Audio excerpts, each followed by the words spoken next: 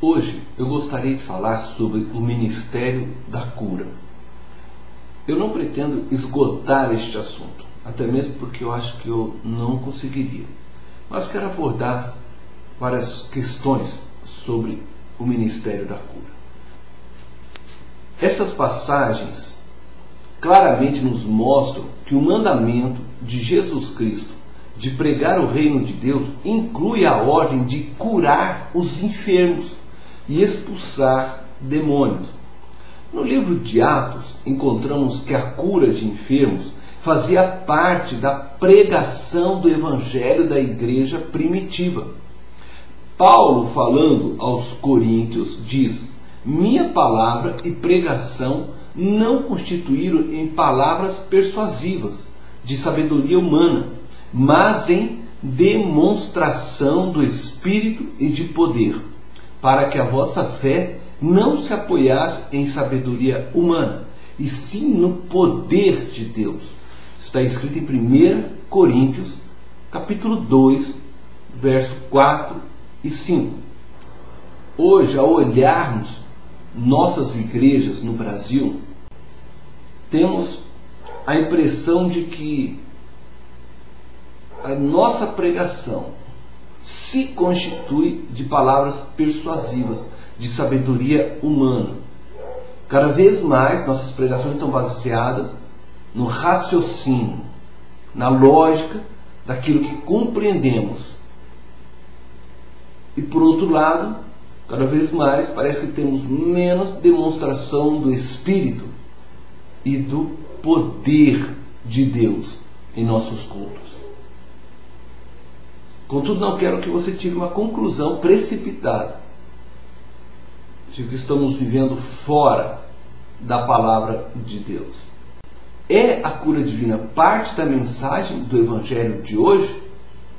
Ou a cura cessou-se junto com a morte dos apóstolos? É privilégio de poucos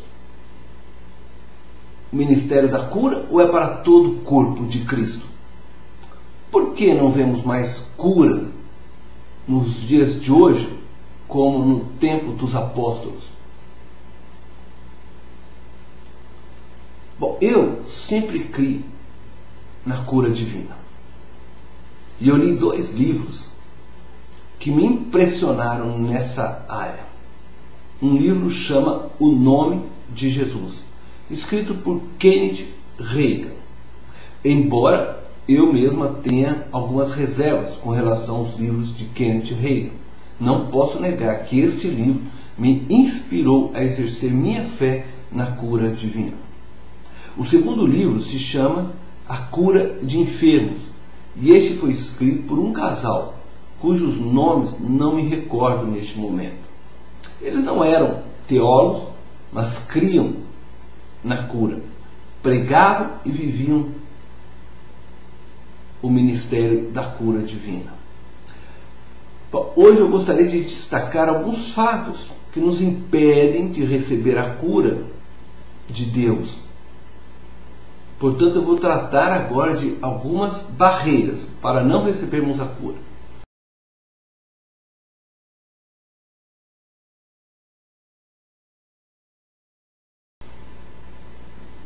O Novo Testamento não deixa dúvidas da autoridade que a igreja tem sobre Satanás, o pecado e sobre as enfermidades.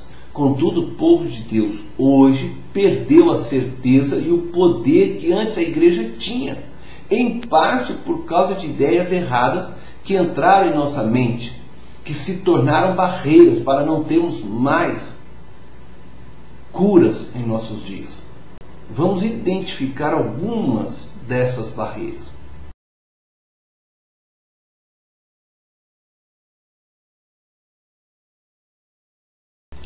Primeiro, acreditar que doenças ou enfermidades sejam instrumentos de bênçãos para nossas vidas.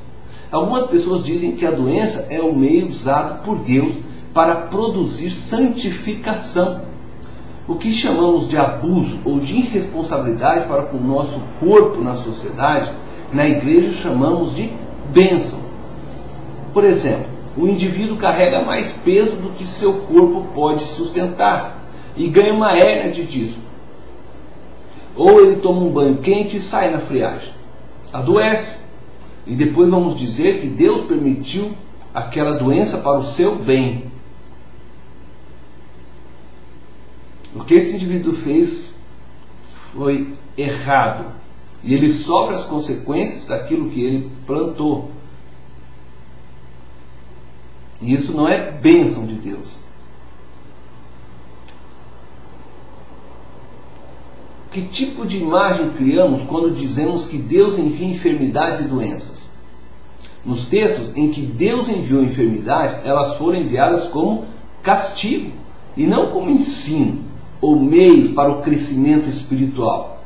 Você pode ler o texto de Êxodo, capítulo 7 a 11.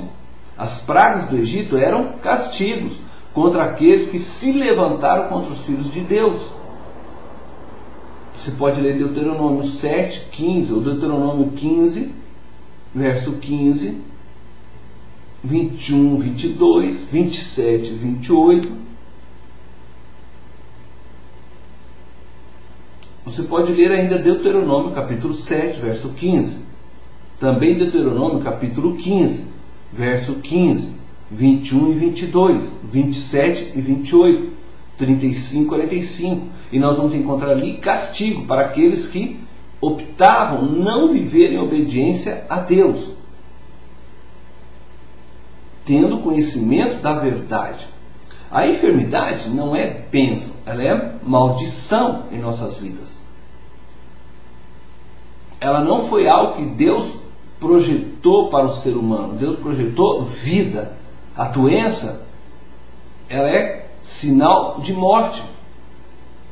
Um dos grandes erros hoje é acharmos que a enfermidade é boa para nós, para purificar a nossa alma e fortalecer o nosso caráter. Não podemos negar que a enfermidade produza em nós mudança de atitude. Contudo, não devemos acreditar que Deus coloca enfermidade para nos ensinar. A enfermidade, quando colocada por Deus em todo o contexto bíblico, ela vem como castigo.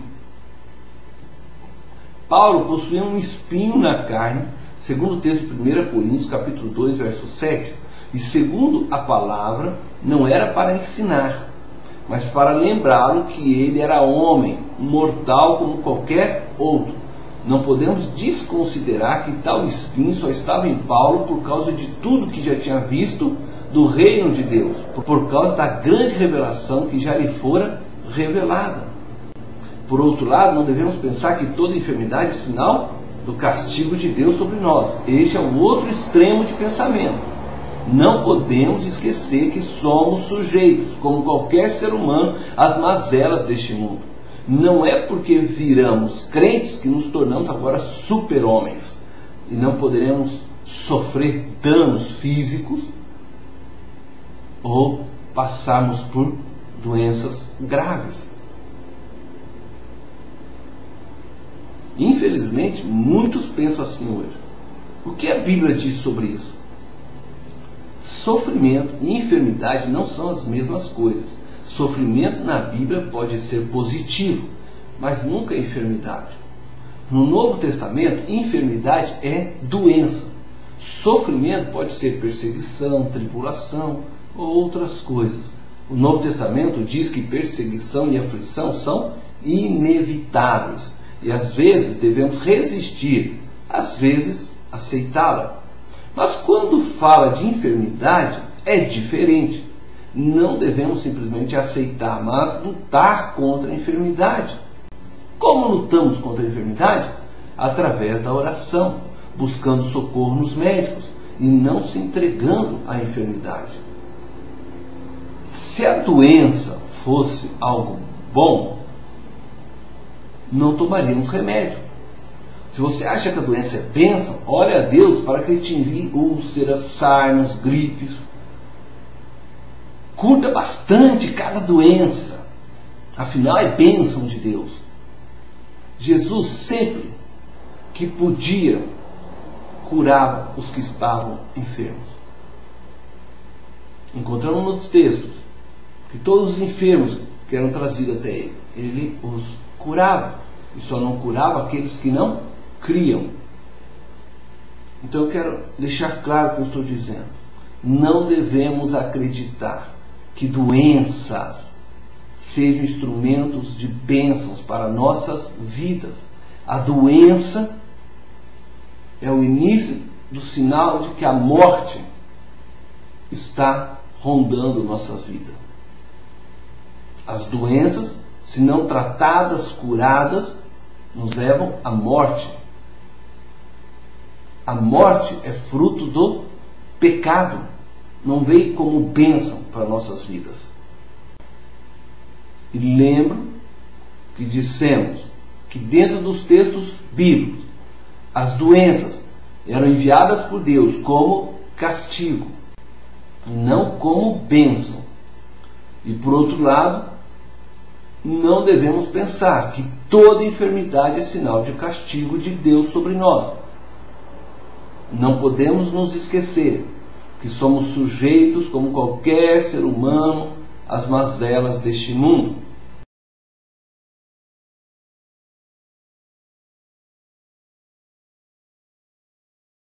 A segunda barreira que eu gostaria de destacar para não recebermos a cura é a crença no determinismo, ideia que tudo já foi determinado por Deus. E aí você vai orar e diz: se for a tua vontade, o Senhor me cura, ou cura aquele cujo estou orando. Determinismo é inconsistente com a forma que vemos a vontade de Deus em outras áreas, como por exemplo, missões e evangelismo. 1 Timóteo capítulo 2, verso 4 diz: Deus deseja que todos os homens cheguem ao pleno conhecimento da verdade. Todos chegarão?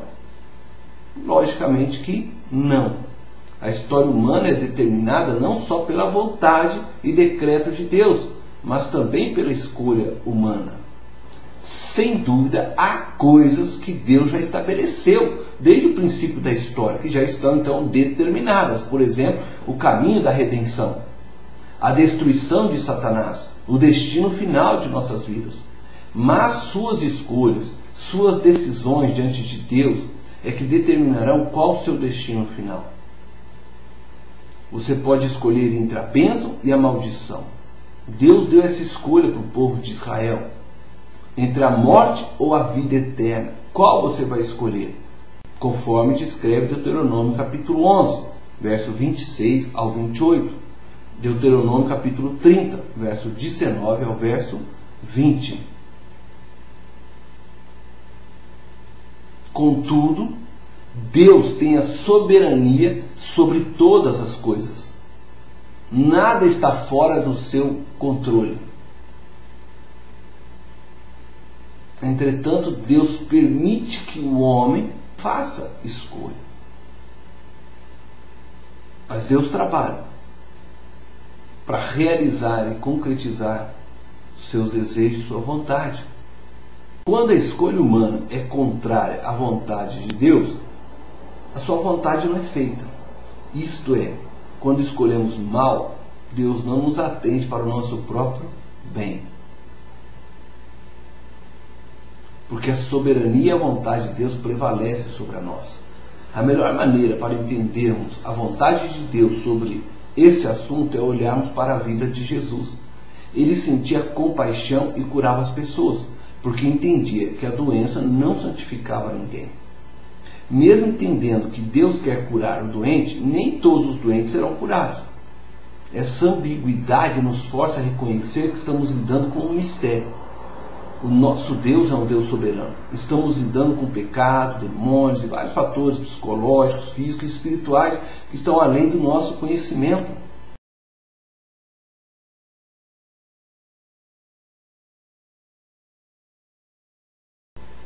A terceira barreira para que recebamos a cura é a fé. Se tivermos fé, seremos curados. Existe uma teoria que há um relacionamento forte entre fé e cura. que as bênçãos divinas como saúde e prosperidade podem ser adquiridas por qualquer um que tiver fé. O problema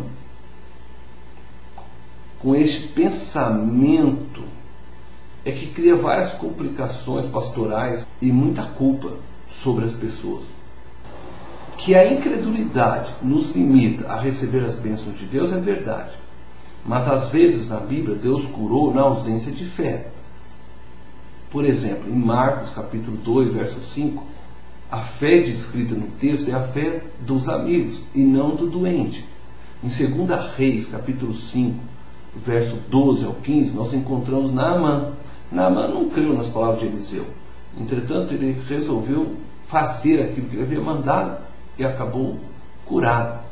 Por outro lado, outras curas não foram feitas por falta de fé.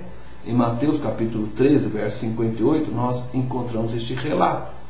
Podemos afirmar que a fé é muito importante para recebermos a cura, mas nem sempre é o único fator que nos levará à cura. O apóstolo Paulo, quando escreve sua carta ao jovem pastor Timóteo, ele descreve que Timóteo sofria do estômago e pede para que Timóteo tomasse vinho por causa dessas dores. Eu creio que Paulo era um homem de grande fé, a quem Deus usou para a realização de várias curas. E creio que Paulo deve ter orado com Timóteo. E que Timóteo também possuía fé. Mas nem por isso Deus os curou. Eliseu, um homem de grande fé. Por meio dele, Deus realizou grandes milagres. Entretanto, morreu enfermo, conforme descreve 2 Reis, capítulo 13, 14. Quando a oração é feita em fé e ela não é respondida, isto é, a cura não vem, não devemos acusar ninguém por falta de fé. Em vez disso, devemos lembrar que, além da fé, nós também vivemos no cristianismo a esperança. A esperança tem a ver com a concretização da promessa de Deus no tempo que seu reino for estabelecido, na segunda vinda do nosso Senhor. A esperança diz: o amanhã também pertence a Deus.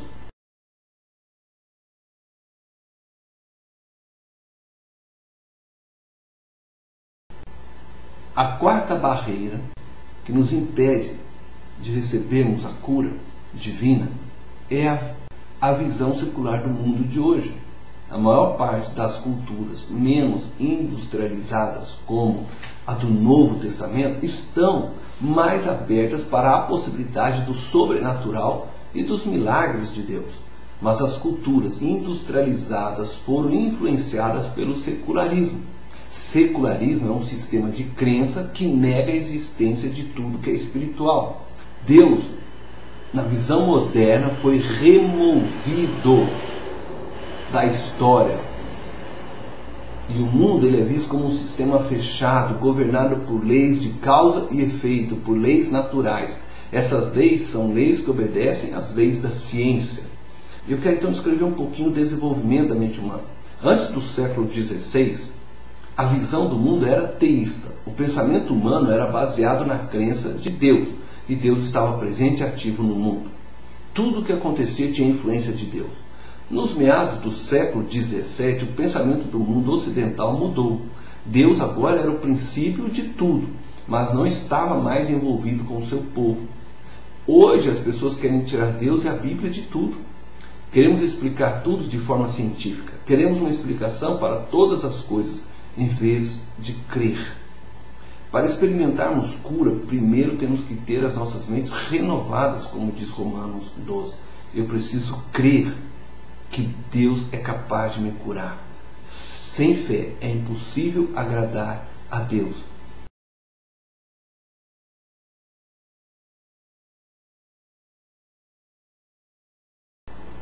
Uma quinta barreira para não recebermos a cura é transferirmos todas as doenças para as entidades demoníacas. Mateus 17, verso 14 ao 18. Neste texto encontramos um menino lunático isto é, com problemas mentais causados por uma entidade demoníaca. Não podemos negar que muitas enfermidades provêm de sintomas espirituais e muitas vezes causadas por demônios. Contudo, é perigoso pensarmos que a maioria das pessoas sofrem por causa de demônios. Muitos estão na igreja sofrendo de saúde mental e não é problema demoníaco. Nem todas as doenças que Jesus curou eram causadas por demônios. Elias se escondeu em uma caverna, pedia a morte após ter sido confrontado por Jezabel. Elias não se encontrava naquele estado por causa de demônio. Elias não se encontrava naquele estado depressivo por causa de demônios. Pedro, após ter negado a Jesus, abandonou sua coragem e perdeu sua fé. Voltou a pescar, mas carregava dentro de si um sentimento terrível de fracasso, de tristeza e, com certeza, muita vontade de sumir do mapa.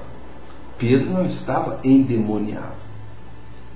Precisamos parar de achar que todo o mal é do diabo, como se não fôssemos seres humanos fragmentados, cheios de sentimentos, prontos a explodir dentro de nós conforme as situações da vida. Somos seres complexos, com uma mente complexa e que precisa ser cuidada, para que não nos tornemos psicóticos. Devemos reconhecer que muitas vezes precisamos de um bom psiquiatra, um psicanalista, ou um psicólogo, de alguém que cuide da nossa mente.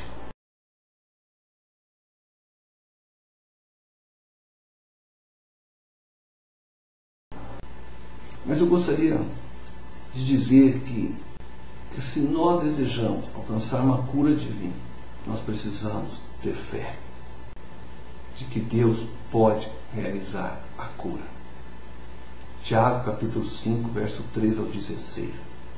Nós encontramos que a oração da fé salvará o doente. Estamos diante de um texto que nos desafia a crermos que a oração da fé salvará o enfermo. Cremos ou não cremos no texto de Tiago? Cremos ou não nas palavras do evangelista Marcos, descrito em Marcos capítulo 16, 17 e 18. Estes sinais hão de acompanhar aqueles que creem.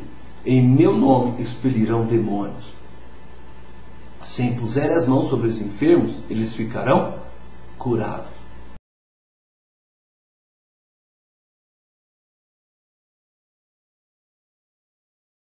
O que eu gostaria de dizer para você agora é que tome posse da palavra de Deus em nome de Jesus. Pregue o Evangelho. E quando você encontrar alguém que está enfermo, ore para que seja curado. Se ele será ou não curado, pertence a Deus. É soberania de Deus. O ministério da cura é para todos que creem em todos os tempos. É para você. Acredite no que a Bíblia diz. E que Deus possa te abençoar.